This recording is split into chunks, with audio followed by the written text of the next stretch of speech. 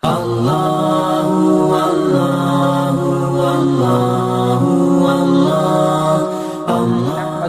ونستعينه ونستغفره ونؤمن به ونتوكل عليه ونعوذ بالله من شرور أنفسنا ومن سيئات أعمالنا من يهده الله فلا مضل له ومن يضلله فلا هادي له ونشهد أن لا إله إلا الله وأشهد أن محمدا عبده ورسوله أما بعد فإن خير الحديث كتاب الله وإن خير الهدي هدي محمد صلى الله عليه وسلم وشر الأمور محدثاتها وكل محدثة بدعة وكل بدعة ضلالة وكل ضلالة في النار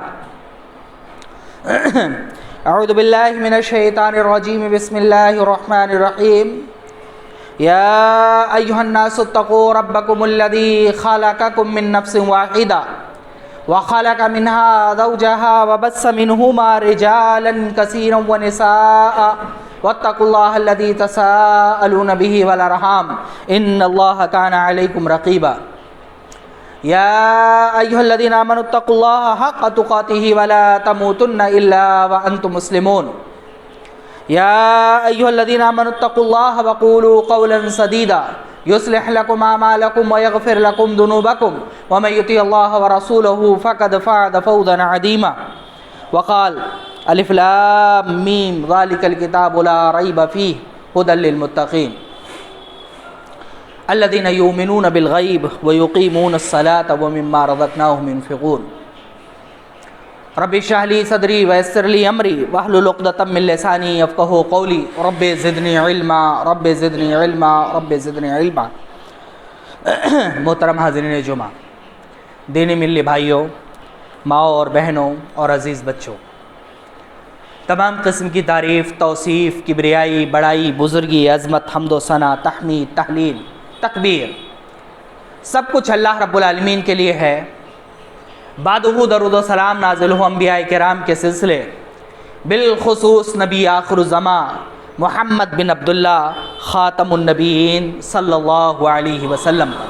پروردگار قیامت کے دن ہمیں آپ کے جھنڈے کے نیچے جمع فرمائے اور ہمیں آپ کی شفاعت بھی نصیب فرمائے، آمین۔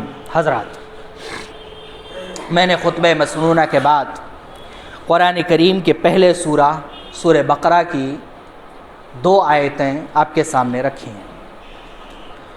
آج کے خطبہ جمعہ میں انشاءاللہ اسی موضوع کے تحت کچھ باتیں رکھنے کی کوشش کروں گا۔ سب سے پہلی بات ہے کہ آج کی ہماری گفتگو قرآن کریم اور ہمارا موجودہ معاشرہ اس تعلق سے ہوگی۔ سب سے پہلے آپ یہ جان لیجئے تمہیدی طور پر کہ نبی کریم صلی اللہ علیہ وسلم کی جب بعثت ہوئی مکہ کے اندر، تو مکہ کے خانہ کعبہ میں، جسے حضرت ابراہیم علیہ السلام نے اللہ رب العالمین کی خالص توحید کے لیے بنایا تھا، اور صرف بنایا نہیں تھا، اس کے لیے اس قدر قربانیاں دی تھیں کہ تاریخ اسلام میں حضرت ابراہیم علیہ السلام سے پہلے اور ان کے بعد کسی نے ایسی قربانی توحید بچانے کے لیے نہیں دی۔ بچپن میں دہکتی ہوئی آگ کے اندر ڈالے گئے اور صبر کر لیا، گھر سے نکالے گئے، صبر کر لیا، بغداد کے علاقے یا عراق کے علاقے سے چل کر کے شام کے علاقے بیت المقدس آئے۔ آج سے تقریباً 5000 سال پہلے کی یہ قصہ ہے، واقعہ ہے۔ وہاں سے چل کر کے مکہ آئے، اپنے بچوں کی قربانی دی، گھر بار کی قربانی دی، اور آخر وقت میں خانہ کعبہ کی تعمیر کی۔ خانہ کعبہ سمبل اور نشانی تھی خالص توحید کی۔ اس خانہ کعبہ میں 360 بت رکھے ہوئے تھے۔ ایک سچائی تھی، مکہ کے اندر عام انسانوں کی حالت جانوروں سے بدتر تھی۔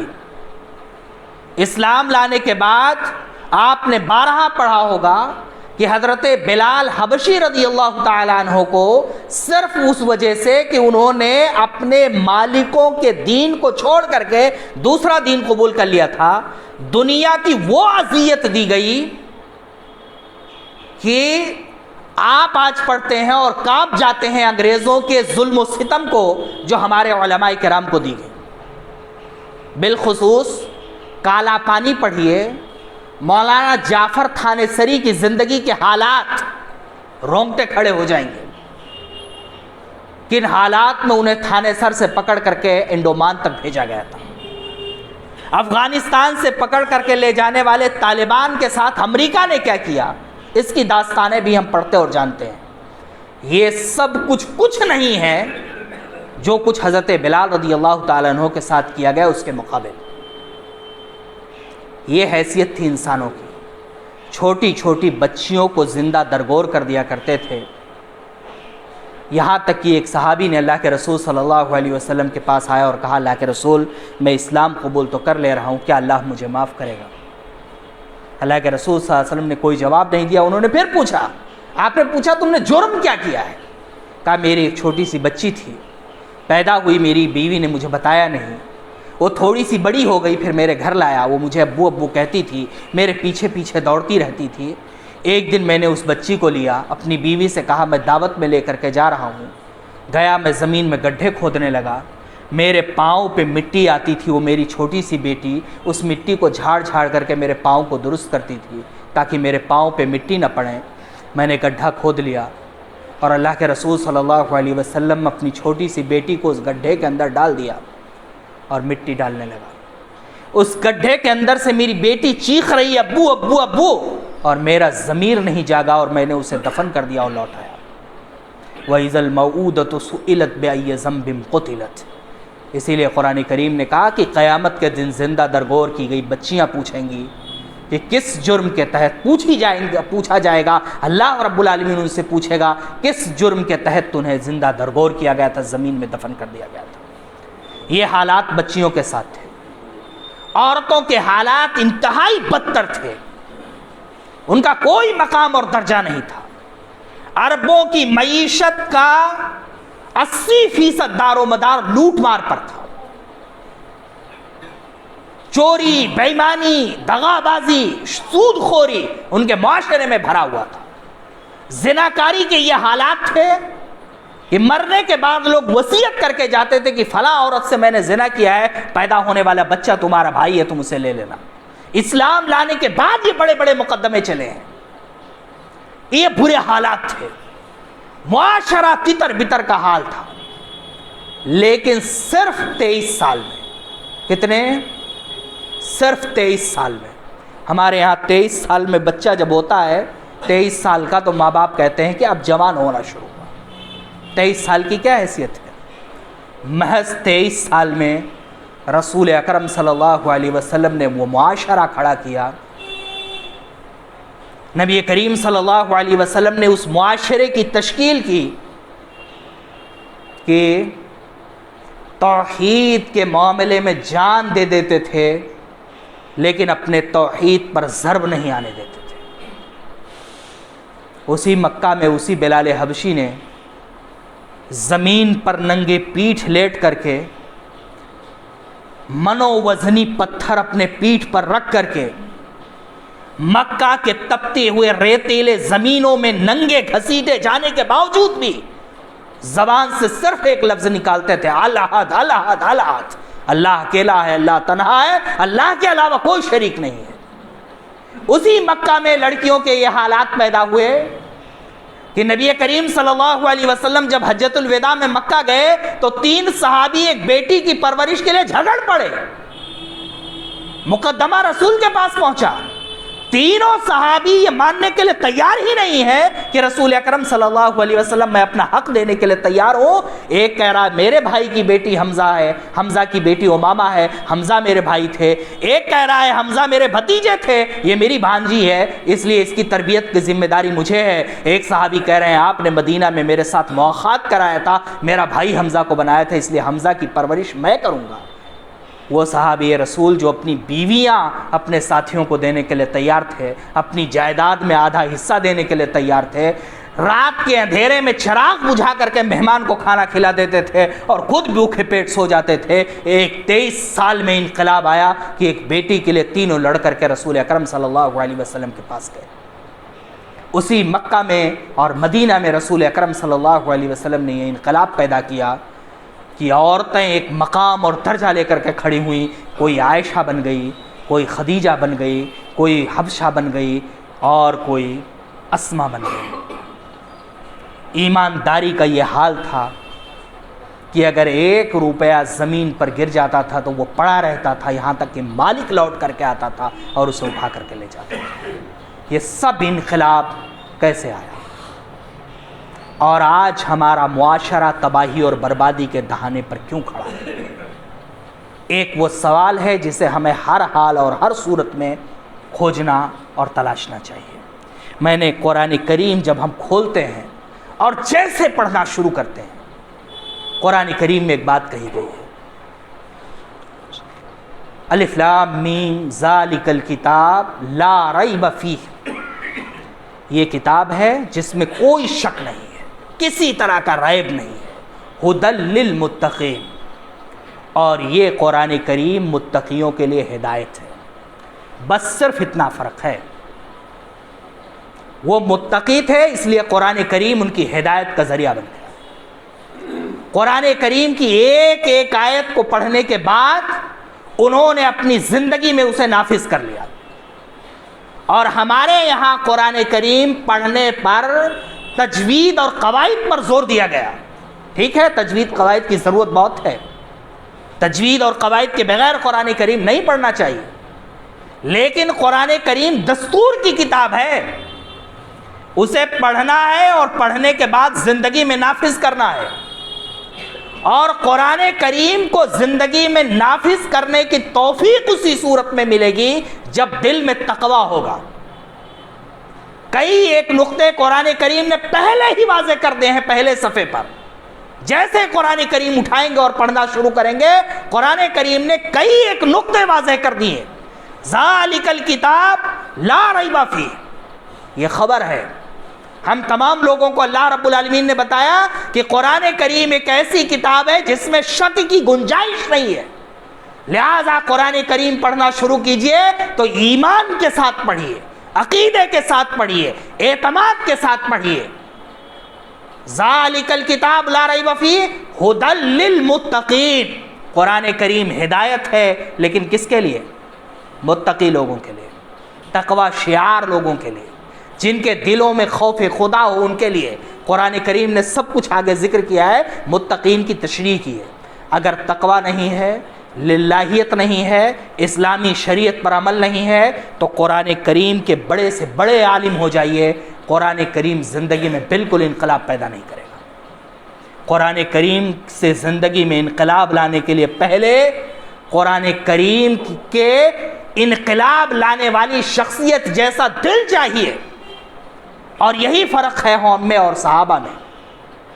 ہم میں ہر آدمی کے پاس قرآن کریم کی آیت پہنچتی ہے اور ہمارا اپنا ذاتی مفاد پہنچتا ہے، تو ہم میں سے اکثر لوگ قرآن کریم کے مفاد اور اس کے مستفاد کو کنارے کر کے اپنے مفادات کو اٹھا لیتے ہیں۔ اور صحابہ کرام جن کی رسول اکرم صلی اللہ علیہ وسلم نے تربیت کی تھی، ان کی تربیت ایسی تھی کہ وہ کبھی بھی یہ نہیں سوچتے تھے کہ ہمارا نقصان ہوگا یا فائدہ ہوگا، وہ قرآن کریم کی بات کو تسلیم کر لیتے تھے اور مان لیتے تھے۔ مکہ میں، مدینہ میں جب قرآن کریم کی آیت نازل ہوئی شراب کی حرمت کی، رسول اکرم صلی اللہ علیہ وسلم کا ایک اعلان کرنے والا مدینہ کی گلیوں میں نکلا، جس کے منہ سے پیالے لگے تھے انہوں نے پیالے توڑ دیے، مٹکے توڑ دیے، نالیوں میں شراب بہا دیا، پورے مدینہ کی گلیوں میں شراب بہنے لگا۔ اور شراب کے معاملے میں عرب کتنے رسیا تھے، ان کا ادب اور شاعری پڑھنے والا ہر شخص جانتا ہے۔ جب بھی وہ کوئی نظم لکھتے تھے، ان کے انفارمیشن، اطلاعات کی سب سے بڑی وزارت ان کی شاعری تھی۔ یہاں تک کہ رسول اکرم صلی اللہ علیہ وسلم کو بھی مدینہ میں آنے کے بعد اپنی حکومت کے لیے شعراء کو منتخب کرنا پڑا تھا۔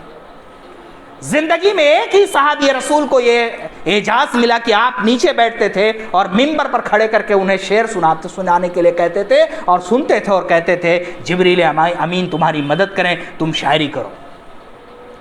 ان کی شاعری کی ابتدائی شراب سے ہوتی تھی۔ عربوں کی جتنی شاعری آپ پڑھیے 99% شاعری کی شروعات شراب سے ہوتی ہے۔ اتنا ان کی رگوں میں بیٹھا ہوا شراب تھا، لیکن رسول اکرم صلی اللہ علیہ وسلم کے آنے کے بعد اور ایک صحابی رسول نے اعلان کیا کہ شراب کو اللہ رب العالمین نے حرام کر دیا ہے، رسول اکرم صلی اللہ علیہ وسلم کا حکم ہے، مدینہ کی گلیوں میں شراب بہہ گئے۔ لیکن آج قرآن کریم وہی محفوظ ہے۔ ہم میں سے ہر شخص قرآن کریم کو پڑھتا ہے، کم سے کم رمضان میں ایک بار ختم کرنے کی کوشش ضرور کرتا ہے، اور مسلم معاشرے کے اندر شراب نوشی اور دیگر منشیات کا جو گراف بڑھتا جا رہا ہے وہ ہم میں سے کسی آدمی سے چھپا نہیں ہے، ہر کوئی جانتا ہے۔ قرآن کریم پڑھنے والا شخص، قرآن کریم کو ماننے والا شخص شراب پینے کے قریب اتنی تیزی سے جا رہا ہے، حالات اتنے دیگرگوں ہوتے جا رہے ہیں کہ گاؤں گاؤں تک یہ حالات پہنچ گئے ہیں، سارے لوگ پریشان ہیں۔ یہ سارا انقلاب اس وقت کھڑا ہوگا، قرآن کریم کی عظمت ہمارے دلوں میں اس وقت آئے گی جب ہم اپنے آپ کو تقویٰ اور للہیت کے میدان میں کھڑا کریں گے، صحابہ کرام کی زندگی کا مطالعہ کریں گے اور یہ جاننے کی کوشش کریں گے کہ آخر قرآن کریم نے ان کی زندگیوں میں انقلاب کیوں پیدا کیا اور قرآن کریم کی وجہ سے ہماری زندگیوں میں انقلاب کیوں نہیں آ رہا ہے۔ سب سے پہلی اور بڑی وجہ قرآن کریم نے خود یہاں بیان کیا ہے، تقویٰ۔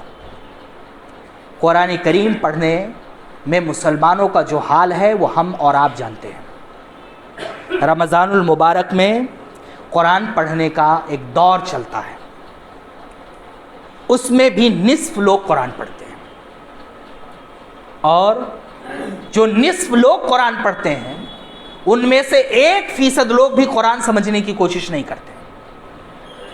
زیادہ تر لوگ کیا کرتے ہیں کہ عبارت خوانی میں خوب تیزی سے آگے بڑھتے ہیں، جتنی بار ختم کر لیں اتنا بہتر ہے، جبکہ قرآن کریم کو سمجھنا ہے، اور قرآن کریم کو سمجھنے کے لیے تھوڑا تھوڑا کر کے اسے مضبوطی سے پڑھنا ہے، روز روز مطالعہ کرنا ہے، اور قرآن کریم کا مطالعہ ہی انسانی زندگی میں تقویٰ اور للہیت لائے گا۔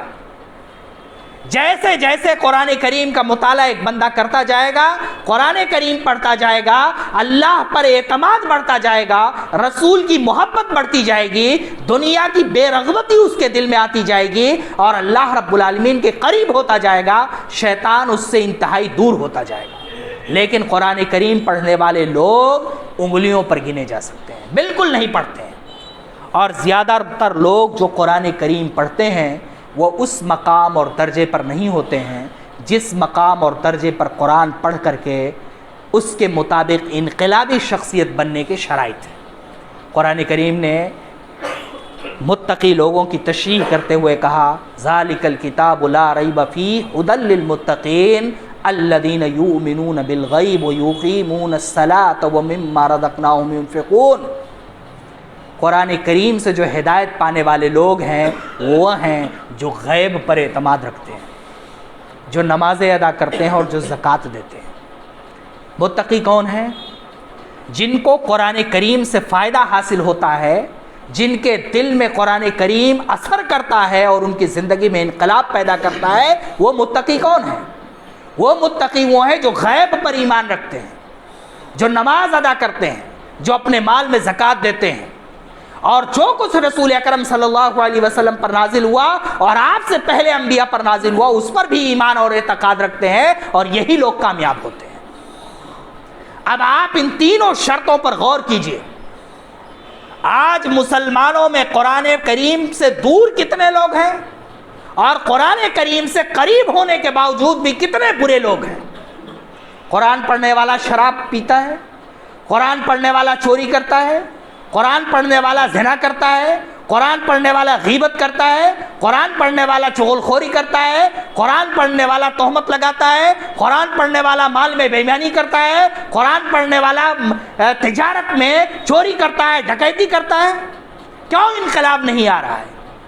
قرآن کریم کہہ رہا ہے کہ ہدایت کے لیے غیب پر ایمان لانا ضروری ہے، اور غیب پر ایمان لانے کا مطلب یہ ہے کہ اللہ رب العالمین نے جو کچھ ہمارے مقدر میں لکھ دیا ہے، ایک حصہ ہے، اللہ رب العالمین نے ہمارے مقدر میں جو کچھ لکھ دیا ہے وہ ہمارے مقدر سے جا نہیں سکتا ہے، اور جو کچھ اللہ رب العالمین نے ہمارے مقدر میں نہیں لکھا ہے وہ کبھی بھی ہمارے مقدر میں نہیں آ سکتا ہے۔ اگر غیب کے ایمان کا یہ حصہ مضبوط ہو جائے اور غیب کے ایمان کا یہ حصہ بھی مضبوط ہو جائے کہ جو کچھ ہم کرنے والے ہیں اس کا ایک ایک ذرہ نامہ اعمال میں لکھا جا رہا ہے، قیامت کے دن ایک ایک ذرے کا ہمیں اللہ رب العالمین کے پاس حساب دینا ہے، یہ دو حصے اگر ایک انسانی زندگی میں مضبوط ہو جائے، تقوی اس کے اندر پیدا ہو جائے گا، اور جس کے اندر تقوی پیدا ہو جائے گا وہ قرآن کریم کو اس لیے پڑھے گا کہ میری زندگی میں کہیں غلطی تو نہیں ہو رہی ہے، قرآن کریم کو ایک آئینے کے طور پر اپنے سامنے رکھ کر کے خود کو سنوارنے کی کوشش کرے گا۔ اگر اس کے دل میں یہ احساس پیدا ہو گیا کہ پروردگار نے جو روزی میرے مقدر میں لکھ دی ہے اس روزی میں تبدیلی نہیں ہو سکتی ہے، تو پھر وہ تجارت کرتے ہوئے بے ایمانی نہیں کرے گا، پھر وہ مال بیچتے ہوئے جھوٹی قسم نہیں کھائے گا، پھر وہ تجارت کرتے ہوئے چوری نہیں کرے گا، پھر وہ بے ایمانی نہیں کرے گا، اور حرام مال نہیں کھائے گا۔ اور جب بندہ حرام مال سے اپنے آپ کو دور کر لے گا تو اللہ اس کی دعا قبول کرنے لگے گا، اس کی نمازیں قبول کرنے لگے گا، اس کی عبادتیں قبول کرنے لگے گا، گویا کہ اس کے اندر تقویٰ کا گھیراب بڑھنے لگے گا۔ اور یہ بنیاد ہے غیب پر ایمان، اور اگر غیب پر ایمان کمزور ہو گیا تو پھر وہ بندہ تمام طرح کی بے ایمانی، تمام طرح کی چوری، تمام طرح کی غلط بازی، تمام طرح کے جھوٹے قسم کھائے گا، یہ سوچ کر کے کہ اپنے مال کو بڑھا لے۔ غیب پر ایمان یہ مضبوطی دے گا کہ دنیا کی تمام تر حرکتیں کر ڈالیں، مقدر میں ملے گا اتنا ہی جتنا پروردگار نے لکھ دیا ہے، چاہے اسے حلال طریقے سے لیں اور چاہے حرام طریقے سے لیں۔ اگر یہ ایمان مضبوط ہو گیا دل کے اندر تو آپ بتائیے کہ قرآن کریم پڑھتے ہوئے اس کے دل میں انقلاب آئے گا نہیں آئے گا؟ اور اگر اس کے ساتھ ساتھ یہ بھی مضبوط ہو گیا کہ جو کچھ کر رہے ہیں اس کے ایک ایک ذرے کا ریکارڈ تیار ہو رہا ہے، کل میدان محشر میں اللہ رب العالمین کے سامنے کھڑے ہو کر کے ایک ایک ذرے کا حساب دینا ہے۔ اگر یہ دونوں اعتقاد مضبوطی کے ساتھ دل میں بیٹھ گئے، اور بیٹھ جانے کے بعد قرآن کریم کی آیت کھولی اور پڑھنا شروع کیا، یوم یفر المرء من اخیہ، قیامت کے دن یاد رکھو کہ بھائی بھائی سے بھاگے گا، بیوی شوہر سے، شوہر بیوی سے، بچہ بچے سے بھاگے گا، اس وقت کوئی کسی کی مدد نہیں کرے گا۔ یہ اعتماد مضبوطی کے ساتھ دل میں بیٹھا ہوا ہے کہ قیامت کے دن ایک ایک عمل کا حساب دینا ہے، یہ خوف دل میں موجود ہے۔ قرآن کریم کی آیت ہماری نظروں کے سامنے آئی اور ہم نے اسے سمجھا کہ قیامت کے دن بھائی بھائی سے بھاگے گا، تمام رشتہ دار تمام رشتہ داروں سے بھاگیں گے، کوئی کسی کی مدد نہیں کرے گا۔ ایمان اور اعتقاد اور تقویٰ کے موجودگی میں قرآن کریم کی یہ آیت ایک آدمی کو جھنجھوڑ کر کے رکھ دے گی، اس کا دل اسے جھنجھوڑ دے گا کہ میں اپنے بچوں کے لیے، میں اپنی بیوی کے لیے، میں اپنے بھائی کے لیے، میں اپنے ماں کے لیے، میں اپنے باپ کے لیے اپنی عاقبت کیوں خراب کروں؟ اللہ رب العالمین نے بقدر استطاعت روزی کمانے کا حکم دیا ہے، بقدر استطاعت محنت کرنے کا حکم دیا ہے، طاقت کے مطابق، طاقت کے اندازے کے مطابق روزی روٹی کے لیے محنت کرنے کی کوشش کی ہے۔ قیامت کے دن ان میں سے کوئی ہمارے کام نہیں آ سکتا ہے، قیامت کے دن ان میں سے کوئی ہمارے ساتھ کھڑا نہیں ہو سکتا ہے۔ میں ان لوگوں کے لیے اپنی عاقبت کیوں برباد کروں، اپنی عاقبت کا سودا کیوں کروں؟ قیامت کے دن اللہ رب العالمین کے دربار میں جا کر کے پسینوں میں شرابور ہو کر کے کیوں کھڑا ہوں؟ اللہ رب العالمین کے عذاب کو کیوں بھگتوں؟ یہ احساس پیدا ہو جائے ایک بندے کے اندر غیب پر ایمان اور تقوی کے ساتھ ساتھ اس کی زندگی میں انقلاب آ جائے گا، اور اس کی زندگی بھی ویسے ہی معتبر ہو جائے گی جیسے صحابہ کرام اور تابعین اعظام کی زندگی معتبر ہوئی تھی۔ اگر ایک انسان اپنے گناہوں سے اور بدگمانیوں سے ڈر جائے، اپنی زیادتیوں سے، اپنی بغاوتوں سے ڈر جائے، ہر ایک آدمی کے اندر انقلاب آ جائے گا۔ اور یہ کب ہوگا؟ جب قرآن کریم کو غیب پر ایمان کی مضبوطی کے ساتھ پڑھے گا۔ ہم میں سے ہر آدمی یہ بھول گیا ہے کہ دنیا میں ہم جو کچھ کر رہے ہیں وہ اللہ رب العالمین نے مقدر کر رکھا ہے، اس سے ذرہ برابر زیادہ نہیں مل سکتا ہے، اور جو کچھ کر رہے ہیں اس کا حساب قیامت کریم کے دن اللہ رب العالمین کو دینا ہے۔ یہ ایک سوچ، ایک احساس، ایک فکر تھی جو ہمارے دلوں سے نکل گیا، جس کا خمیازہ پوری امت بھگت رہی ہے۔ اللہ رب العالمین ہمیں کہنے سننے سے زیادہ عمل کرنے کی توفیق دے۔ وآخر دعوانا الحمدللہ رب العالمین۔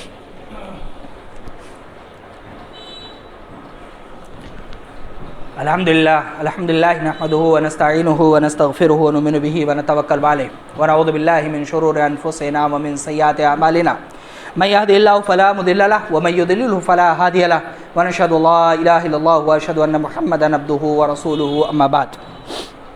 حضرات، قرآن کریم انسانی زندگی میں انقلاب لانے والی کتاب ہے، اور آج ہم انتہائی دوراہے پر کھڑے ہیں، اور قرآن کریم سے ہمارا رابطہ اس طریقے سے نہیں ہے جو ہماری زندگیوں میں انقلاب پیدا کرے۔ اس کی ایک بڑی وجہ ہے کہ ہم اپنی غلطیوں، اپنی کوتاہیوں اور اپنی خطاؤں کی وجہ سے غلطیوں کے اس مقام اور درجے پر پہنچ گئے ہیں جہاں قرآن کریم اثر کرنا بند کر دیتا ہے۔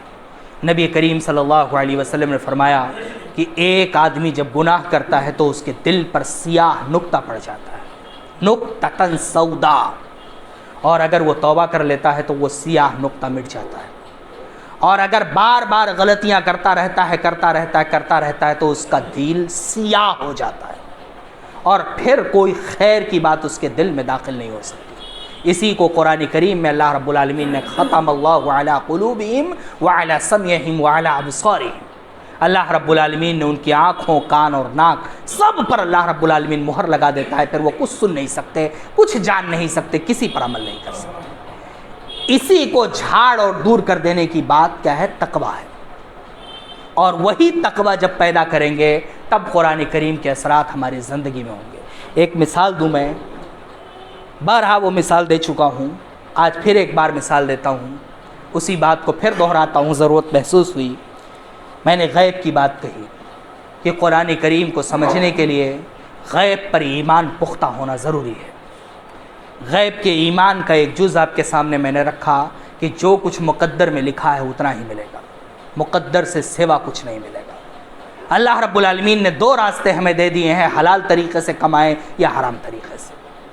اس کی ایک مثال دوں، قرآن کریم میں اللہ رب العالمین نے کہا اذا نودی للصلاة من یوم الجمعہ فاسعوا الى ذکر اللہ وذروا البیع ذالکم خیر لکم، کہ جب جمعہ کے دن اذان دے دی جائے تو اپنے کاروبار کو چھوڑ دو اور اللہ رب العالمین کے ذکر کی طرف دوڑ پڑو۔ قرآن کریم کی یہ آیت عموماً جمعہ کے دن پڑھی جاتی ہے، تمام لوگ اس آیت کو جانتے ہیں، بارہا پڑھتے ہیں اور بارہا سنتے ہیں، اکثر لوگ اس کا ترجمہ بھی جانتے ہیں۔ لیکن ابھی جب میں ممبر پر خطبہ دینے کے لیے بیٹھا تو مسجد میں 3 صف سے کچھ زیادہ لوگ تھے، اور جب نماز ختم ہونے والی ہوئی یا خطبہ ختم ہونے والا ہوا تو پوری مسجد میں لوگ بھر گئے۔ کیوں؟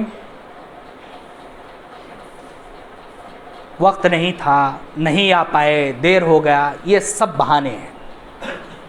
اصل کیا ہے کہ خطیب کی بات، اس کے بکواس، اس کا پک پک کرنا کون سنے؟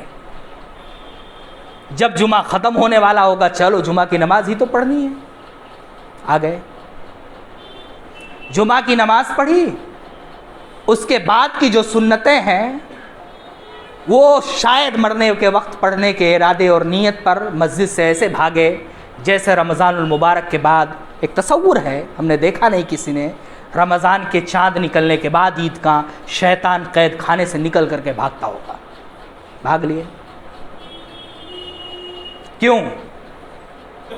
کیونکہ غیب پر اور اللہ کی ذات پر یقین اور اعتماد نہیں ہے،